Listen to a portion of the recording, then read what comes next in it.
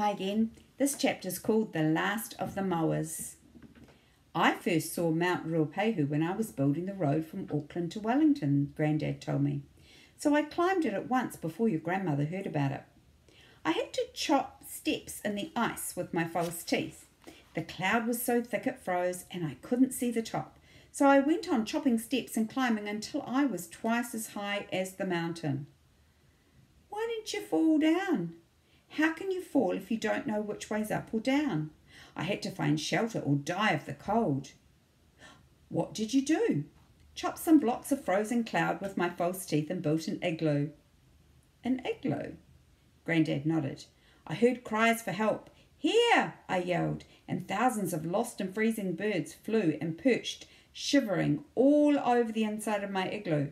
It soon got warmed up with their breath. What sort of birds were there?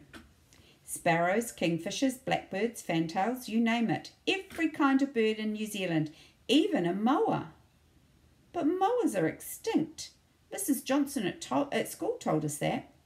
Well, this one was very alive. Moas can't fly. I asked about that. At first it pretended it didn't speak English, and then it owned up to getting lost and following my steps cut up the mountain in the frozen cloud.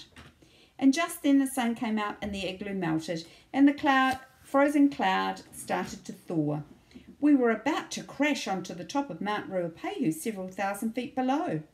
The birds were all right. The moa and I flapped our arms around, but it didn't do any good.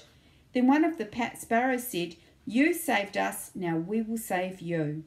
He and his mates, the blackbirds, the thrushes, the fantails, the hawks, the bellbirds, the tuis, the kingfishers, they all held on to each other's tails with their beaks and made a feathery magic carpet. The moa shoved past me and blundered aboard, squashing several little birds under its feet. "Ouch!" said the sparrow. "You too," it told me, and I stepped on just in time before the last of the cloud melted.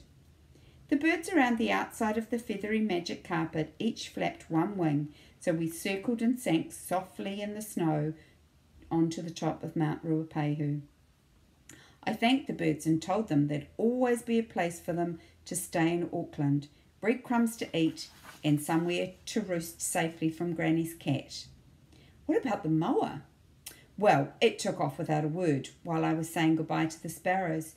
The only sign of it was big footprints going down the side of the mountain. Did it thank the other birds for rescuing it? Everyone knows moas don't have any manners. What happened then? Well, see, the sun melted its tracks, so I could never show them to anyone else to prove it had been up there. Bit of a shame, really, said Grandad. That was the last of the moas. Gosh, he tells tall tales, doesn't he? If you wanted to do some artwork, you could maybe do a picture of the bird magic carpet that they made. Or you might like to do a little bit of research on moas. Find out a bit about them, when they lived, where they lived, what they looked like. Okay, see you tomorrow.